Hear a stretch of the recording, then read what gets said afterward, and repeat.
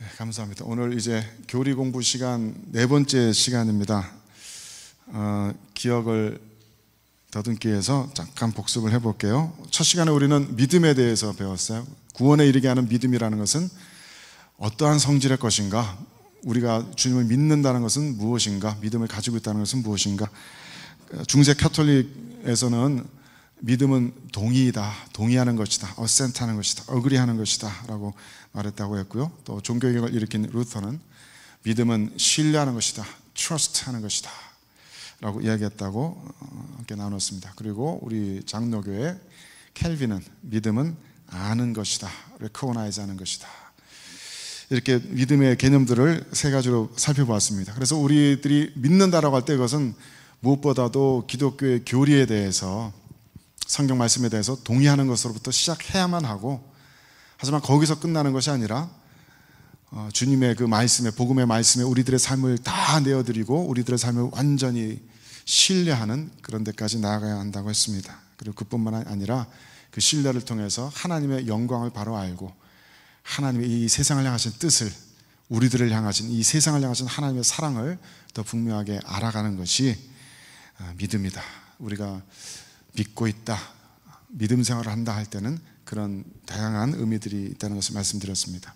그래서 우리들이 믿음 생활을, 신앙 생활을 온전히 하기 위해서는 무엇보다도 제일 처음에 이 기독교 교리에 동의해야 합니다. 그 진리를 배우고 진리를 들어야 하는데, 도대체 우리가 무엇에 동의할 것인가, 이것이 올바른 진리라는 것을 어떻게 알 수 있는가, 거기에 네 가지 방법이 있다고 했습니다. 이성과 전통과 경험이 있습니다. 우리는 우리들의 이성을 통해서 성경 말씀을 이해하고 또 신학 연구들을 하고, 그래서 하나님의 진리들을 향해서 더 가까이 나아갑니다. 그리고 지난 2000년 교회 전통을 통해서 우리들의 선배들이 배워온 것들, 선배들에게 계시해 주신 하나님의 진리를 더 깊이 알아갑니다.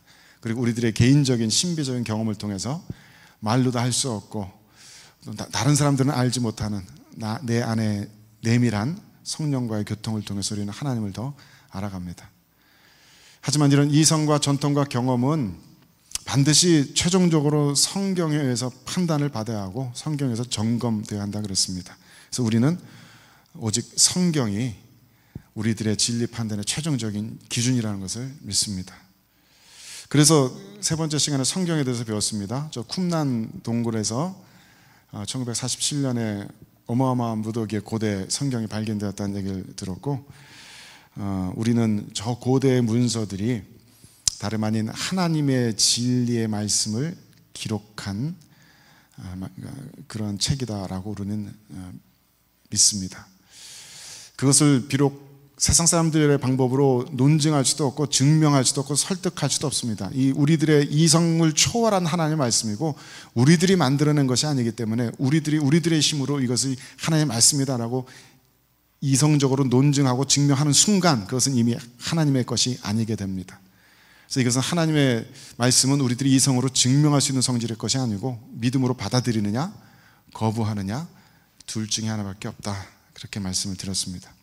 그리고 우리 크리스찬들은 이 하나님의 말씀이 처음부터 지금까지 계속 하나님의 백성들을 이 기록된 말씀을 통해서 부르시고 가르치시고 또 인도하시고 참다운 하나님의 백성으로 빚어내고 계신다. 이 말씀을 통해서 여전히 하나님께서는 우리를 다스리고 계신다. 그런 이야기를 함께 나눴습니다. 그래서 이제 오늘부터 본론으로 들어가는데 어떻게 진리에 이를 것인가 하는 방법들을 여기 쭉 같이 얘기했고, 이제부터는 그렇다면 우리들이 믿고 있는 그 진리의 내용이 무엇인가 라는 것을 본격적으로 살펴볼 겁니다. 성경을 통해서 우리들이 제일 먼저 배워야 할 것은 무엇인가, 무엇에 대한 얘기부터 시작해야 할 것인가. 많은 사람들이 그렇게 생각하지 않지만 우리 크리스찬들은 하나님을 아는 지식이 가장 중요한 지식이라고 생각합니다. 우린 그렇게 믿습니다. 칼빈의 기독교 강의 첫 부분에 보면은 첫 챕터의 첫 문장에 보면은 첫 챕터의 제목이 저렇게 되어 있습니다. 하나님을 아는 지식과 우리 자신을 아는 지식은 서로 연결되어 있다. 많은 사람들은 하나님을 안다는 것이, 하나님에 대한 지식을 가지는 것이 내 삶에 무슨 직접적인 도움이 되느냐라고 반문합니다. 그것은 그냥 신학적인 논증 아니냐, 하나님에 대한 신학적인 지식을 쌓는다고 지금 내 삶에 어떤 문제가 과연 해결될 수 있느냐, 그런 질문들을 합니다. 심지어 어떤 선교단체에서는 교리가 중요하지 않다고, 교리보다는 사랑이 중요하고, 우리 모두는 성령 하나님이 유일한 스승이시기 때문에 각자가 성령 하나님께 직접 배우면 된다고, 이런 교리 같은 것은 중요하지 않다라고 그렇게 주장하기도 합니다. 그리고 많은 이단들이 동일한 주장을 한다고 말씀드렸죠. 하지만 이 켈빈 같은 분들은 말하기를, 하나님을 올바로 알면은, 그래서 하나님의 영광의 광채 앞에 서서 하나님을 깊이 있게 알아갈수록 우리가 진정으로 추구해야 될 참된 거룩이, 참된 사랑이, 참된 아름다움이, 참된 도덕이 무엇인지를 바로 알게 되고, 그것을 기준으로 해서 우리들의 삶을 비춰봄으로써 우리들이 얼마나 미저러블한 상태에 있는지, 얼마나 부족하고 연약하고 불완전한 상태에 있는지 우리들 자신을 똑바로 직시할 수 있다고 했습니다. 물론 우리들 자신을 깊이 있게 들여다보면 동일한 결론에 이르러서 우리들이 너무나 부족하고 우리들의 인생을 우리 마음대로 컨트롤할 수 없고 너무나 영적으로나 도덕적으로 불완전하다는 것을 알기 때문에 우리들에게는 절대적인 존재가 필요하다라는 그런 방향으로 나아갈 수도 있습니다만은, 인간을 아는 지식부터 시작하다 보면 자칫 인간의 생각이 기준이 될 수 있기 때문에 하나님을 아는 지식까지 올바로 미칠 수가 없을 수도 있다. 켈빈은 그렇게 논증합니다. 그래서 켈빈은 하나님을 올바로 먼저 알아야, 즉 가장 높으신 영광, 가장 높은 아름다움, 가장 최고의 선, 가장 최고의 거룩을, 그 기준을 먼저 알아야 그 다음에 우리들의 삶을, 이 사회를, 가정을 올바로 진단하고 파악할 수 있다. 그래서 하나님을 아는 지식과 우리 자신을 아는 지식은 서로 연결되어 있는데, 그 중에서도 먼저 하나님을 아는 지식이 가장 중요한 지식이다 라고 이렇게 가르치고 있습니다. 목회하다 보면 실제로 이렇게 심리학이나 뭐 치유 뭐 이런 쪽에 빠져 좀 몰두하시는 분들이 우리 스스로의 마음의 상처를 살피고 그것을 어떻게 해결해 나가는가 하는 그런 것들이 더 중요하지, 하나님에 대해서 공부하는 사람들은 이런 얘기를 안 한다라고 하는데, 그것은 오해이십니다. 하나님에 대해서 깊이 있게 알아갈수록 우리는 우리 스스로를 더 알아갈 수가 있습니다. 더 깊이 있게 이해할 수가 있습니다. 그래서 하나님을 아는 지식, 신론, 하나님으로부터 우리 교리 공부를 시작하게 될 텐데, 그리고 우리 웨스트민스터 신앙 고백서도 바로 그런 순서로 되어 있는데, 문제는 우리가 하나님에 대해서 굉장히 많은 오해들을 가지고 있다는 것이 문제입니다. 그래서 하나님에 대한 공부는 일단 우리가 알고 있다고 믿는 것부터 떨어내는 것부터 시작되어야 됩니다. 이 세상은 하나님에 대한 오해로 가득 차 있기 때문에 그렇습니다. 예를 들어서 많은 사람들이 하나님 하면 저 미켈란젤로의 그림에 나오는 저 할아버지를 떠올립니다. 저 수염은, 하얀 머리와 수염은 지혜를 상징하고요, 저 근육질의 엄청난 이런 몸은 권력과 파워를 상징합니다. 하나님은 많은 사람들에게 저런 존재입니다. 절대적인 중세시대 군주와 같은, 황제와 같은 절대적인 왕의 모습입니다. 그래서 많은 천사들의 시중을 받고 완전한 지혜와 능력을 자랑하는 그런 분이십니다. 그런데 이런 이미지가 하나님의 영광을 심각하게 축소시키고 훼손시키는 이미지입니다. 물론 저것은 예술 작품이기 때문에 저 예술이 좋다 틀렸다 이 얘기를 하는 게 아니고요, 하나님을 그냥 저 인간적인 절대적인 군주의 모습으로만 비주얼라이즈하고 그런 이미지만을 가지고 있을 때 우리는 하나님에 대해서 심각하게 오해된다. 다시 말해서 하나님이라는 단어를 떠올렸을 때 머릿속에 저런 이미지가 그려지는가, 혹은 저런 이미지 아니더라도 어떠한 종류의 이미지라도 구체적인 이미지가 그려지는가, 그것은 전부 가짜다. 그래서는 안 된다. 저런 이미지에 익숙한 사람들은 하나님을 그냥 인간보다 조금 더 큰 존재, 인간보다 조금 더 지혜롭고 인간보다 조금 더 힘이 센 그런 존재증으로 생각하게 되기가 쉽습니다. 인간과 비슷한 레벨로서. 그래서 요즘 개혁주의 그 신학자들이, 특히 영미권의 신학자분들이 많은 신복음주의 대형교회들에서 기도하면서 하나님을 가리켜서 기도할 때 Dear God이라고 말하는 거, 혹은 예수 그리스도에 대한 캐리커처를 굉장히 팬시하고 예쁘장하게 이렇게 그려놓는 거, 그런 것들에 대해서 굉장히 비판합니다. 우리는 도대체 하나님을 어디까지 축소시키고 있는 것이냐, 우리는 왜 자꾸만 하나님을 우리 인간의 수준에서, 인간의 레벨에서 파악하려고 하느냐. 그래서 어떤 분은 그렇게 얘기했어요. 성경 속의 하나님은 우리가 불타는 엘리베이터에 갇혀서 구조 요청을 하고 있을 때 그저 우리 곁에 오셔서 우리들의 마음을 어루만지시고 우리를 위로하시는 분이 아니시다. 하나님은 실제로 엘리베이터를 깨부수시고 우리들을 구출해내실 수 있는 능력의 하나님, 우리들의 절망과 우리들의 모든 문제보다 훨씬 크신 분이시다. 그렇게 신학자들 이야기합니다. 그 때문에 자꾸 저렇게 인간적인 어떤 이미지, 인간적인 레벨에서 하나님을 생각하는 그런 것들은 하나님의 영광을 심각하게 축소시키는 것입니다. 그래서 오늘 읽은 본문이 바로 그 얘기를 하고 있습니다. 다시 한번 읽어볼게요. 시작. 오직 그에게만 죽지 아니함이 있고 가까이 가지 못할 빛에 거하시고 어떤 사람도 보지 못하였고 또 볼 수 없는 이시니 그에게 존귀와 영원한 권능을 돌릴지어다. 아멘. 다시 한번 말씀드리지만 하나님 할 때 머릿속에 어떤 이미지가 떠오른다면 그거 다 버리십시오. 하나님 하면 그 머릿속에 아무런 비주얼한 이미지 떠올릴 수가 없다고 성경은 얘기합니다. 어떤 사람도 보지 못하였고 볼 수 없는 분이시다. 물질적인 형태를 가지지 않으시는 분이시다. 물질적인 한계, 이런 키와 이런 몸무게와 이런 높이에 그런 갇혀 계시는 분이 아니시다. 하나님은 오히려 우리들과 같은 모든 피조물들을 존재하게 하는 존재의 근원이십니다. 저는 이런 얘기 참 좋아해요. 제가 철학과 다닐 때 우리 철학과 교수님 중에 한 분이 변증법 가르치시는 분이 계셨는데 본인 말씀으로는 만주에서 개장사 하다가 철학 교수가 됐다고 그러시다는데 그분은 가르치는 게 늘 똑같아요. 과목이 무슨 타이틀이 됐건 간에 늘 똑같은 걸 가르치고 늘 똑같은 시험 문제만 내세요. 그래서 맘만 먹으면 얼마든지 A+ 받을 수 있는 그런 과목인데 거기서 가르치는 건 말하자면 이런 거예요. 도넛이 있으면 도넛의 가운데 구멍이 있잖아요.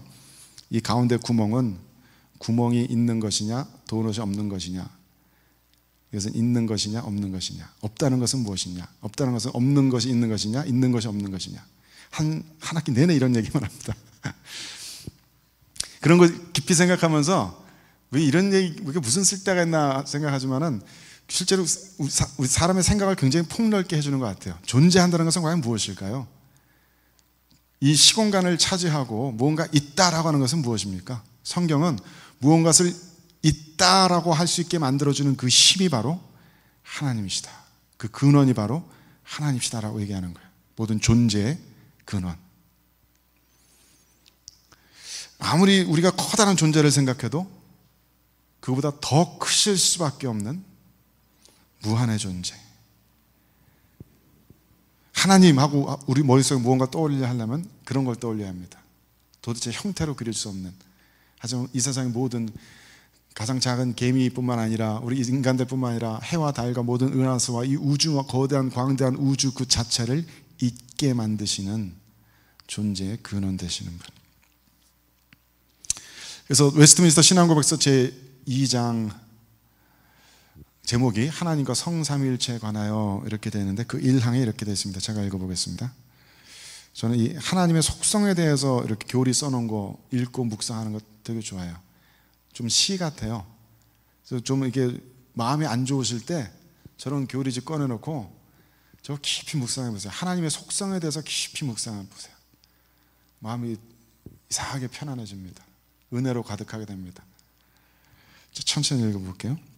오직 한 분 살아계시고 참되신 하나님이 계신데 그는 존재와 완전성에 있어서 무한하시며 지극히 순결한 영이시며 볼 수 없으시며 몸이나 부분들이나 정욕이 없으시며 불변하시며 광대하시며 영원하시며 다 이해할 수 없으시며 전능하시며 지극히 지혜로우시며 지극히 거룩하시며 지극히 자유로우시며 지극히 절대적이시다. 아멘이십니까? 이 뒤로도 쭉 나오는데 일단 잘랐습니다. 이게 다 하나님의 속성을 이야기하는 건데 그대로 하나님을 찬양하는 찬양시가 되어버리죠. 하나님을 말로 찬양한다는 건 저런 겁니다. 기도할 때 저런 것 가지고 기도하십시오.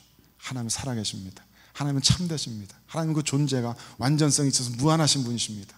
이러고 기도하십시오.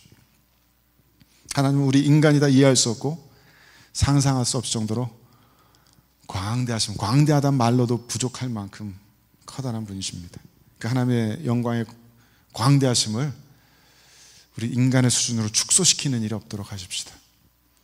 하나님에 대한 교리에 있어서 제일 처음 우리가 배워야 할 것은 바로 그것입니다. 하나님은 하나님이시다.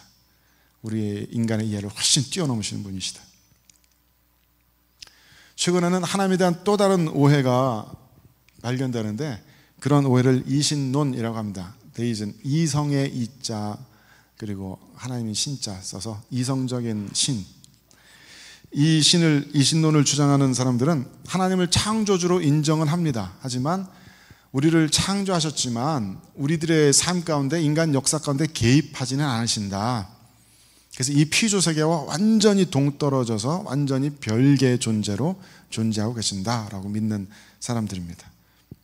그래서 많은 사람들이 예를 들어서 말할 때, 시계공이 시계를 만들 때 시계 만들고 태엽 감아서 이렇게 상품으로 딱 출시하면은 그 다음에는 시계공이 전혀 손대지 않아도 자기 혼자 막 굴러가게 돼 있잖아요.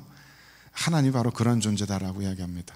이 모든 피조 세계를 하나님께서 만드시고 이 세계가 굴러갈 수 있는 섭리들을 그 안에 두시고 그 다음엔 이 세계로부터 멀리 떨어져 계신 분, 그렇게 이해합니다. 그래서 이 신론자들은 하나님께서 우리들의 삶 가운데 개입하시는 초자연적인 기적들을 전혀 믿지 않습니다. 그것은 뭔가 착각이라고 이해합니다. 만약에 신의 어떤 역사가 있다면 그것은 우리들의 이성으로 이해 가능한 것이어야 하고, 하나님께서 이 우주를 움직이시는 모든 방식들도 우리들의 이성으로 이해 가능한 것이어야 된다. 거기는 어떤 초자연적이거나 비상식적인 기적적인 역사가 필요하지 않다라는 것이 이런 사람들의 주장입니다. 그렇게 되면 하나님은 마치 유대교의 하나님 같이 저 먼 하늘 위의 하나님이 됩니다. 나의 삶에 직접적인 연관을 가지지 않는 하나님이 됩니다. 이런 이신론이 등장하게 된 사회적 배경이 1700년대, 1800년대 이후로 인간의 이성이 또 과학 문명이 폭발적으로 발전했잖아요. 자연주의, 계몽주의, 이성주의 사상 이런 거 나오고 산업혁명 나오고 과학 문명이 막 발달되는 거 보면서 인간들 스스로 막 자긍하게 되었단 말이에요. 이제 우리 인간들의 힘으로 못할 것이 없다, 이런 생각들을 하게 됐습니다. 그렇기 때문에 인간의 이성으로 하나님도 파악하려고 했던 거예요. 인간의 이성으로 파악되지 않는 하나님 아니다라고 말하고 싶었던 거예요. 그래서 이런 사고방식에서 자유주의 신학도 나왔죠. 성경의 모든 것을 그냥 이성으로만 해석하고 하나님의 초자연적인 이적을 받아들여고 하지 않는 그런 신학이 나왔습니다.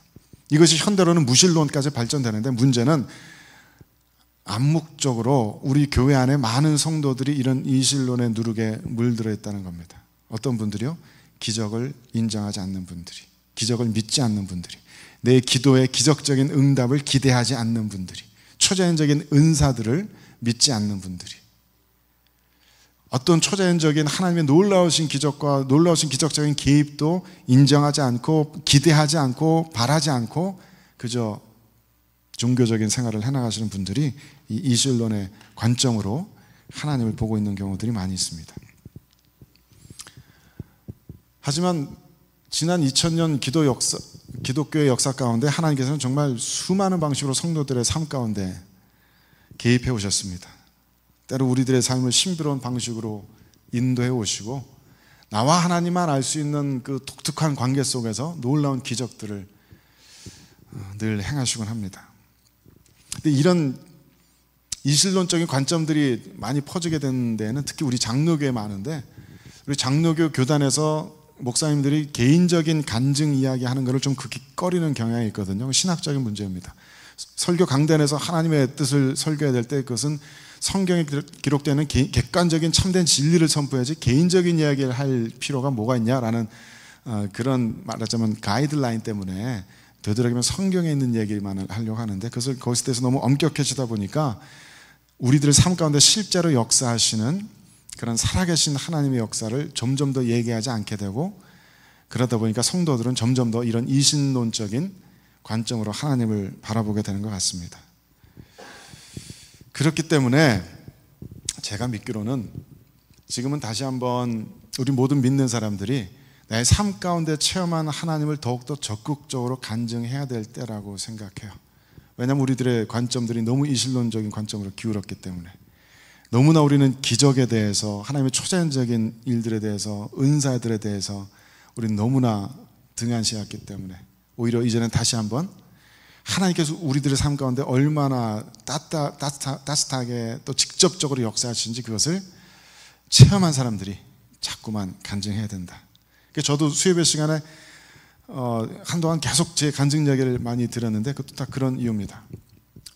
저도 물론 하나님의 환상을 보고 하나님 음성을 듣고 한때는 두려워서, 너무 무서운 일이어서 다른 사람에게 입 밖에도 내지 못했어요. 처음에 예수님의 환상을 보고서 한 10년 동안 그 이야기를 아무에게도 못했습니다. 너무 무서웠거든요. 이것이 내가 본 환상인데 다른 사람과 무슨 관련이 있나? 그런 생각도 들고, 나는 체험한 것이지만 다른 사람들도 그걸 믿을 수 있을까? 그것도 의심스럽고 그랬는데, 성경 보다 보니까 사도 바울은 자기가 만난 다메섹 도상에서 만난 예수 그리스도에 대한 이야기를 계속 하더라고요.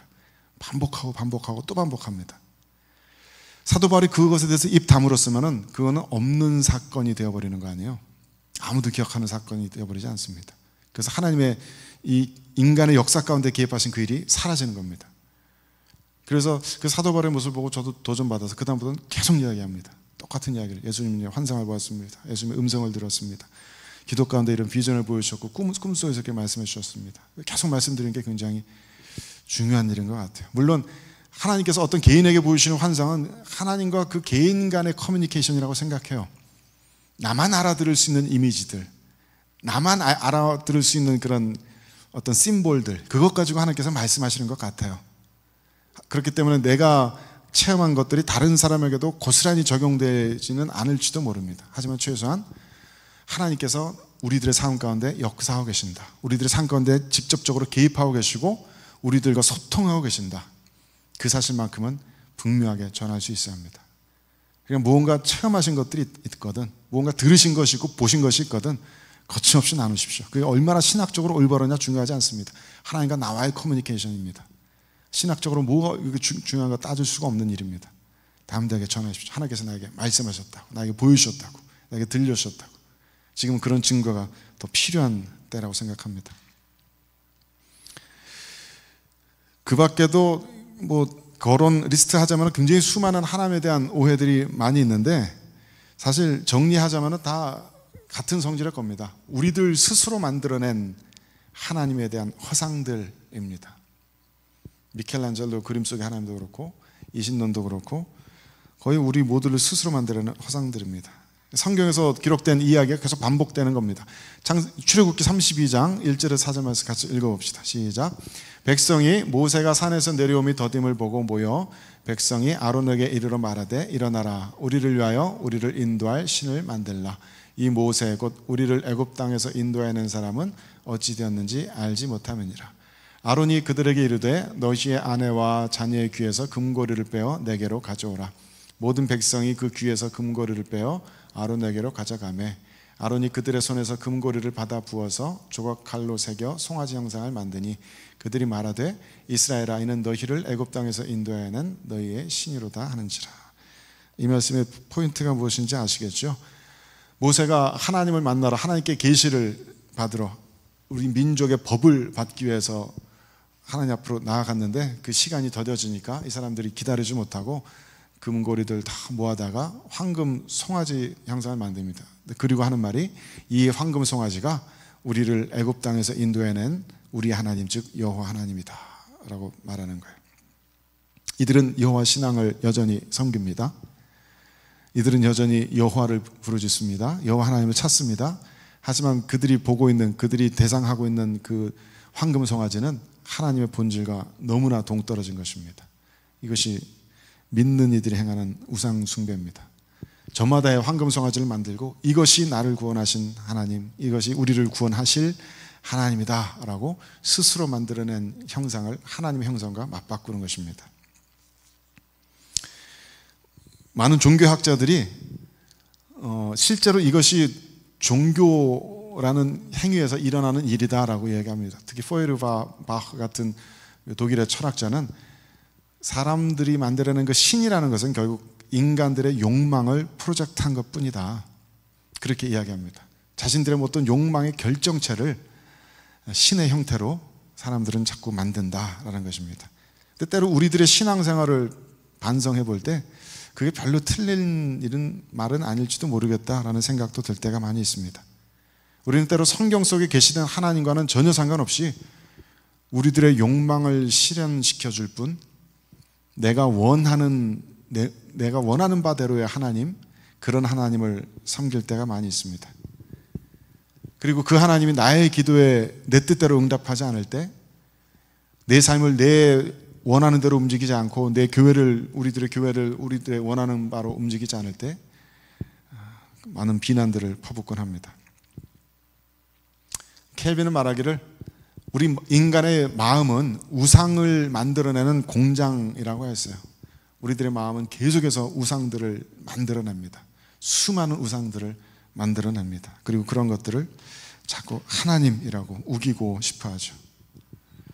하지만 여러분들도 마찬가지겠습니다만 성경을 공부하면 공부할수록 또 신학을 공부하면 공부할수록 내가 알고 있는 하나님에 대한 잘못된 선입견들이 얼마나 많은가, 그래서 계속해서 깨닫게 됩니다. 내가 얼마나 하나님을 오해하고 있고 내가 얼마나 하나님을 내 나름대로 황금송아지 형상으로 만들어 놓고 있는가, 그걸 자꾸 생각하게 됩니다.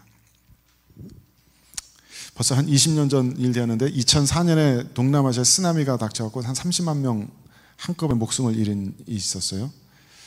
토요일 아침에 그 새벽 기도 마치고 교회 스태프분들 같이 아침 식사를 하다가 그 이야기가 나와서 얘기를 나누다가 교회 그때 성가대 지휘자로 계시던 분이 좀 이상한 태도를 보이셨는데, 과연 하나님이 살아계시면 어떻게 이런 일이 있을 수 있냐고. 근데 그 태도가 정말로 이렇게 좀 궁금해하는 그런 게 아니라 비아냥대는 듯한, 그것 봐라 하나님 없지 않냐라는 그런 태도로 이렇게 말씀하시더라고요. 그래서 그런 말씀하시는 것 자체가 너무 충격적이었어요. 교회 성가대 지휘자분께서 그러시니까. 왜 그런 반감을 가지고 여전히 성가대 지휘자 일을 하고 계시는지도 궁금할 뿐더러, 그걸 계속 생각하다 보니까 왜 우리는 하나님이 우리들 입맛대로 움직이기를 바라고 있을까? 왜 이런 일이 일어나면 안 된다고 하나님께 훈수 두려고 할까? 하나님께서 이런 일을 일으키신 것은 올바르지 않다라고 우리가 하나님을 판단하려고 할까? 우리들 안에 그렇게 하나님을 제3자적인 관점에서 자꾸 하나님을 판단하고 정죄까지 하는 그런 마음들이 우리들 안에 있구나, 그런 걸 깨닫게 되었어요. 오히려 하나님께서 역사하시는 것에 대해서 우리들이 다 이해하지 못할 때 그것이 하나님을 더 하나님답게 만드는 것이 아닌가. 우리가 사람들에게, 믿지 않는 사람들에게나 서로들에게 있어서 나는 하나님에 대해서 이것은 정말 이해하지 못하겠습니다. 나는 이 성경 말씀이 무슨 말씀이 도무지 모르겠습니다. 하나님께서 나에게 어떤 일을 행하고 계신지 나는 도무지 이해를 못하겠습니다 라고 말할 때 그것이야말로 오히려 하나님을 더 하나님답게 만드는 것이 아닌가. 누군가에게 하나님에 대한 신학적인 질문을 물어올 때 그건 정말 모르겠습니다. 이게 더 하나님의 영광을 높여드리는 행위가 아닌가. 왜 하나님께서 우리들의 생각 범주 안에 이렇게 갇혀 계셔야 되는가, 그런 생각을 하게 돼요. 그래서 많은 세상 사람들이 비판하는 그런 얘기를 들었는데, 크리스찬들은 자꾸 모든 걸 아는 것처럼 얘기한대요. 저 사람들은 세상에 대한 답을 다 가지고 있는 것처럼 행동한다. 근데 실제로 사는 거 보면 그렇지 않은 것 같은데도 입으로는, 말로는 모든 걸 다 아는 것처럼 하고 자꾸 어떤 답을 주려고 하고 문제를 해결해 주려고 한다. 근데 어쩌면 세상 사람들이 생각하는 그러한 관점이 어떻게 우리들이 모든 걸 다 알 수 있고 모든 것에 답을 줄 수가 있느냐라고 하는 세상 사람들의 관점이 더 하나님에 대한 올바른 신학인지도 모르겠습니다. 하나님께 대한, 진리에 대한 겸비한 그런 마음들이 우리들에겐 더 필요합니다. 그래서 우리들 안에 얼마나 많은 황금 송아지들이 있는지 살펴보는 것, 그리고 그 우상들을 깨트리는 것, 계속해서 깨트리는 것, 그것이 우리들의 신앙생활의 중요한 한 부분이 될 것이다. 매일 아침 성경 보면서, 매일 기도하면서, 매일 하나님 말씀대로 살아가려고 애쓰면서 내가 지금까지 하나님에 대해서 오해하고 있던 분들이 또 있었구나, 또 있었구나, 또 있었구나, 계속해서 그것을 발견해 나가야 되지 않나, 그런 생각입니다. 그렇다면 우리는 하나님에 대해서 더 가까이 나가고 더 이해한다는 것이 도대체 어떤 식으로 가능할까? 우리는 하나님이라고 단어를 들으면 도대체 무엇을 머릿속에 떠올려 하는가? 하나님께서는 우리들의 삶과 인간의 역사 가운데 함께 하신다는 것을 어떻게 우리가 이야기할 수 있고 우리들 자신의 황금 송아지 만드는 일을 어떻게 중단할 수 있는가, 어떻게 우리 하나님을 알 수 있는가, 거기에 대한 성경의 대답이 성삼위일체입니다. 히브리서 1장 1절에서 3절 말씀에 이렇게 되어 있습니다. 같이 읽어볼까요? 시작. 옛적에 선지자들을 통하여 여러 부분과 여러 모양으로 우리 조상들에게 말씀하신 하나님이 이 모든 날 마지막에는 아들을 통하여 우리에게 말씀하셨으니 이 아들을 만유의 상속자로 세우시고 또 그로 말미암아 모든 세계를 지으셨느니라. 이는 하나님의 영광의 광채시요 그 본체의 형상이시라. 그의 능력의 말씀으로 만물을 붙드시며 죄를 정결하게 하는 일을 하시고 높은 곳에 계신 지극히 크신 이의 우편에 앉으셨느니라. 아멘. 어떤 성경 말씀은 이 성경 말씀을 처음 만났을 때 그 기억들이 막 생생하게 늘 마음속에 남아있는 그런 말씀들이 있지 않습니까? 이 말씀도 저한테 그런 것 중에 하나인데, 제가 정말 주님에 대한 깊은 첫사랑에 빠져 있을 때, 그때는 은혜가 있으니까 사람이 굉장히 부지런해지더라고요. 맨날 아침에 이렇게 새벽 기도 가가지고 새벽 예배하고, 제가 분당 살 때인데 분당에 호수공원 이 운동 싫어하는 사람이 아침마다 몇 바퀴씩 뛰고 집에 와서 샤워하고 성경 탁 펴서 읽는 그 시간이 너무나 저한테 행복한 시간이었는데, 그게 제 매일 루틴이었는데, 어느 날 그렇게 새벽기도 갔다가 운동하고 샤워하고 앉아서 읽은 말씀 이거였어요. 근데 이 히브리서를 딱 펴서 처음 읽기 시작하는데 이 말씀들이 그야말로 꿈틀꿈틀대면서 제 심령 완전히 사로잡으면서 황홀경에 빠졌던 적이 있었습니다. 너무 아름답다. 여기서 이야기하는 이 말씀이 너무 아름답다. 이 히브리서 기자가 얘기하는 것은 하나님께서는 이제 예수 그리스도를 통해서 하나님 당신의 모습을 완벽하게 계시하셨다 이겁니다. 이 마지막 때 신약 시대에 이르러서는, 예수 그리스도의 시대 이후에 있어서는 다른 무슨 선지자나 환상이나 이런 게 아니라 예수 그리스도라는 한 인격체를 통해서 하나님을 완전히 드러내셨다. 예수님께서 말씀하신 대로 나를 본 자는 하나님을 보았다 하신 그 말씀 그대로 예수 그리스도를 통해서만이 우리는 하나님을 올바로 볼 수 있다. 그 중간에 노란색으로 칠해놓은 그 구절이 너무나 멋지지 않습니까? 예수님은 하나님의 영광의 광채시요 그 본체의 형상이다. 영광의 광채라는 것은 예수야말로 우리가 눈으로 볼 수 없는 하나님이 눈으로 드러날 수 있는 햇살 같은 것이다. 해를 직접적으로 보지 못하지만 햇살을 통해서 세상을 보듯이 우리가 볼 수 없는 그 하나님의 광채로 드러나신 분이 예수님이시다. 또 그 본체의 형상이다 그랬는데, 어떤 영어 성경은 The exact representation of His nature라고 번역하고 있습니다. 하나님의 그 본질을, 하나님의 그 온전한 속성을 스탬프 찍듯이 고스란히 나타내고 있는 하나님의 그 본질의 마킹, 하나님의 임프레션, 하나님의 표현, 그것이 바로 예수님이다. 그래서 십계명에 너를 위하여 새긴 우상을 만들지 말라 그랬잖아요. 그 십계명에 대한 대답이 바로 예수님입니다. 이 세상에 어떤 것으로도 하나님의 형상을 그릴 수 없고 만들 수 없지만 오직 예수 그리스도만이 하나님의 유일한 형상, 완전한 형상이시다. 이 얘기는 무슨 얘기냐면은, 하나님 하고 떠올릴 때 미켈란젤로의 그 그림을 떠올리지 말고 예수님을 떠올리라는 얘기입니다. 하나님의 유일하고 참된 형상은 오직 예수 그리스도이기 때문에, 하나님이 어떠한 분이신지 궁금하거든, 하나님이 어떠한 속성을 가지고 계시고 어떤 성품을 가지고 계시고 어떤 식으로 이 세상에서 일하시는지 궁금하거든, 예수님을 떠올려 봐라. 하나님이 정말 우리들의 인간 세계에 관심이 있으신가, 우리들의 삶 가운데 관심이 있으시고 인간 역사 가운데 개입하고 계시는가, 그런 질문이 떠오를 땐 예수님을 떠올려 봐라. 그가 얼마나 가난한 이들에게 관심을 기울였고 병든 이들 한 사람 한 사람을 사랑으로 보살피셨고 우리들 같이 둔하고 어리석은 자들을 끝까지 참으시며 용서하셨고 우리들을 끝까지 인도해내시라고 애쓰셨는지, 그 하나님을, 그 예수님을 떠올려 봐라. 그래서 하나님의 모든 오해는 하나님께서 예수 그리스도를 통해서 풀어내셨습니다. 예수 그리스도 안에서 하나님의 모든 오해는 풀어집니다. 이제 더 이상 예수 그리스도 외에 다른 하나님에 대한 이미지를 머릿속에 가지고 하나님을 이해하려고 애쓸 필요가 없습니다. 그리고 더 놀라운 것은 이미 2000년 역사 전에 이 땅에 계셔서 지금 승천하셔서 우리들과 교통할 방법을 우리가 찾지 못하는 그 예수님께서 그 예수님의 영을 성도들에게 주셔서 우리가 지금 이 순간에도 하나님과 교통할 수 있도록 만드셨다. 우리들에게 지혜가 필요하거든, 하나님의 인도가 필요하거든, 우리는 언제든지 내 안에 깊은 곳에 계시는 하나님께 물을 수 있다. 답을 들을 수 있다. 우리들의 인생 가운데 어떤 커다란 벽에 부딪혀서 정말 절대자의 도우심이 필요할 때 우리는 먼 하늘을 바라보고 먼 어디 성전을 찾을 것이 아니라 우리들 내면의 깊숙한 곳에 모든 마음속에 감정의 흙탕물이 가라앉은 저 가장 깊숙한 그곳에서 우리는 하나님의 음성을 발견할 수 있다. 그것이 기적적인 하나님의 은혜입니다. 하나님께서는 그렇게 모든 이실론자들의 냉소적인 신앙을 부인하십니다. 아니야, 나는 저 멀리 떨어져 있는 절대적인 존재가 아니라 바로 너희들 가장 깊은 내면 속에 들어와 있는 존재야.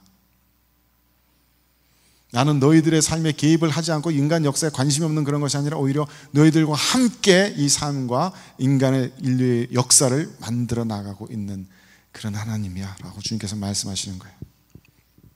성경은 계속 말하잖아요. 저 성령 하나님이라는 그 신비에 대해서 이는 바로 아들의 영이다, 예수 그리스도의 영이다. 2000년 전 유대 땅을 거니셨던 그분의 영이 우리들 안에 들어와 계신다. 창세기 가장 첫 부분에서 빛이 있으라 말씀하시고 온 우주를 창조하셨던 그분의 영이, 그 아버지의 영이 우리들 안에 들어와 계신다. 그래서 하나님께서는 하나님에 대한 모든 인류의 대답을 삼위일체 그런 표현을 통해서 우리들에게 드러내십니다.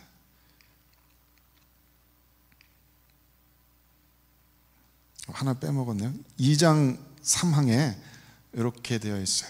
제가 읽어드릴게요. 하나님의 단일성 안에 한 본체와 능력과 영원성을 가진 세 인격들이 계시니, 말씀이 어렵죠? 하나님의 단일성 안에 한 본체와 능력과 영원성을 가진 세 인격들이 계시니 아버지 하나님과 아들 하나님과 성령 하나님이시다. 아버지는 누구로부터 나지도 혹은 나오지도 않으시며 아들은 아버지로부터 영원히 나시며 성령은 아버지와 아들로부터 영원히 나오신다. 이것이 우리가 고백하는 삼위일체 하나님에 대한 그런 명제인데요. 우리는 물론 성삼위일체 하나님을 충분히 이성적으로 설명할 수는 없습니다. 삼위일체 하나님의 신비는 우리들의 이성을 뛰어넘는 것이고, 그래서 우리는 이것을 이성으로 파악하기보다 우리들의 삶으로 경험할 수 있을 뿐입니다. 우리들의 인간의 역사 가운데 실제 들어오셨던 하나님, 예수 그리스도로서의 하나님, 그리고 우리들의 성도들의 삶 가운데 계시는 하나님, 내 안에서 말씀하시고 나를 붙드시고 힘주시고 용기 주시는 하나님, 그런 경험적으로 우리는 삼위일체를 파악할 수 있을 뿐입니다. 우리들의 이성 가지고는 설명하기가 힘들죠. 그래서 저 옛날 교부께서, 그레고리우스라는 교부께서 삼위일체 신비에 대해서 저렇게 멋있게 말씀하셨어요. 하나를 생각하는 즉시로 셋의 광채로 둘러싸인다. 하지만 셋을 분별하자마자 즉각적으로 하나로 되돌아간다. 어떤 분들은 마치 삼신론 같이 세 명의 독립된 하나님을 섬기는 것처럼 말하는 분들이 계세요. 언어 습관 속에서 하나님과 예수님과 성령이 따로따로 계신 것처럼. 아닙니다. 그 세 분이 한 분이십니다. 이 세 분이 전혀 구별이 안 가는, 그냥 내가 집에서는 아빠고 교회에서는 목사고 이런 것 같이 그냥 이게 마스크만 따로 갈아 끼우는 그런 분인 것처럼 생각하는 분이 계세요. 아닙니다. 세 분의 서로 다른 개별적인 인격체이십니다. 하지만 모두 동등한 능력과 본질을 지니고 계십니다. 성부 하나님이 제일 위고 성자 예수님이 그보다 열등하고 성령 하나님이 그보다 열등한 것이 아니라 모두가 동등한 본질과 능력을 가지신다. 영광과 위엄을 가지신다. 그저 논리적인 순서로 성부 하나님이 가장 앞서신다는 뿐입니다. 그래서 어떤 사람들은 그렇게 설명하는데, 책을 세 권을 이렇게 얹어놓고 한 권이 더 있어야 되는데, 이 밑에가 성부 하나님, 여기가 성자 예수님, 그 위에 성령 하나님이라고 이렇게 설명합니다. 시간적으로 성부 하나님 먼저 계셨다는 얘기가 아니라 논리적으로 성부 하나님이 가장 근원에 계신다. 여기서부터 성자 예수님이 나오셨고 성령 하나님께서 나오셨다. 시간적인 순서가 아니라 논리적인 순서로. 그 세 분은 그렇게 하나이시다. 러빙 커뮤니티이시다. 러빙 커뮤니티이지만 독립된 세 분이 아니라 한 분이시다. 신비입니다.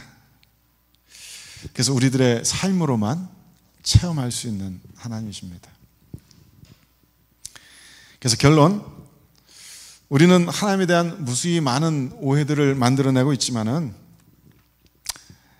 우리가 믿기로 우리들 인간에게 나타내 보이신 하나님의 가장 정확하고 또 유일한 형상은 2000년 전에 인간 역사 가운데 계셨던, 그리고 지금도 부활하고 승천하셔서 살아계신 예수 그리스도라는 한 인격체에게서 우리는 하나님의 참된 모습을 발견할 수 있다.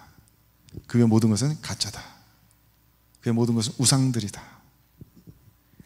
이 예수님께서 하나님에 대한 인류의 모든 오해를 불식시키셨고, 그뿐만 아니라 그분의 영을 모든 성도들에게 보내셔서 모든 성도들이 개별적으로 퍼스널리 하나님을 알도록 하셨습니다. 그래서 우리는 이 삼위일체 하나님의 신비를 소중히 여기고 함부로 다루지 않으면서도 그 신비를 향해서 계속해서 나아갈 수 있어야 하겠습니다. 하나님에 대해서 깊이 생각하면서 하나님에 대해서 알아가는 것은 얼마나 기쁜 일입니까? 얼마나 멋진 일입니까?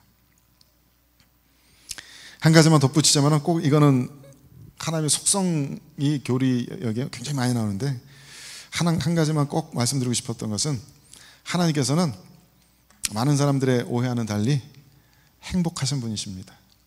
하나님은 본질적으로 행복하십니다. 우리들 많은 사람들 생각에는 하나님께서 인간의 죄악 때문에 막 고민하고 계시는 것 같고, 막 인간의 역사가 막 이 역사의 질곡 때문에 막 같이 아파하시고 막 이렇게 고통당하시고 그러는 것 같지만 아닙니다. 하나님은 본질적으로 행복하신, 스스로 행복하신 분이십니다. 행복하기 위해서 다른 어떤 조건을 필요로 하지 않으시는 분입니다. 그냥 하나님은 행복할 수밖에 없는 분입니다. 왜 안 그렇겠습니까? 우리들에게 가장 완벽한 지혜와 모든 것을 할 수 있는 가장 완벽한 지혜와 모든 것을 내 뜻대로 할 수 있는 완전한 능력이 있다면, 그리고 이 모든 세상을 가장 완전한 사랑으로 사랑할 수 있는 사랑이 있다면 왜 안 행복하겠습니까?